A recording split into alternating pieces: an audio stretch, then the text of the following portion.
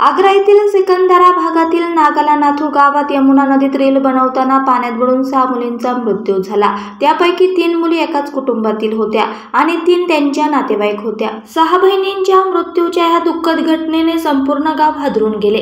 यमुनेमध्ये आंघोळ करण्यापूर्वी या मुलींनी त्यांच्या मोबाईलवर एक व्हिडिओ बनवला आणि हा व्हिडिओ त्यांच्या आयुष्यातील शेवटचा व्हिडिओ ठरला। या किशोरवयीन मुलींचे वय 12 ते 15 वर्षाच्या दरम्यान असल्याचे सांगितले जाते। उन्हाळी सुट्टीत ह्या सर्व मुली गावाला भेट देण्यासाठी आल्या होत्या।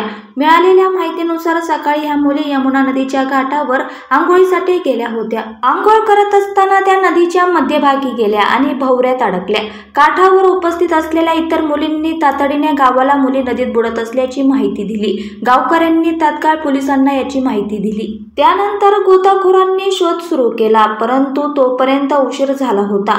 सुमारे 1 तासाच्या प्रयत्नानंतर सर्व मुलींना नदीतून बाहेर काढण्यात आले, परंतु तोपर्यंत 4 मुलींचा मृत्यू झाला होता, तर 2 मुलींचा रुग्णालयात उपचारादरम्यान मृत्यू झाला। या अपघातानंतर नागाला नाथू आणि आसपासच्या गावांमध्ये शोककळा पसरली। यमुना घाटावर लोकांची गर्दी जमली होती।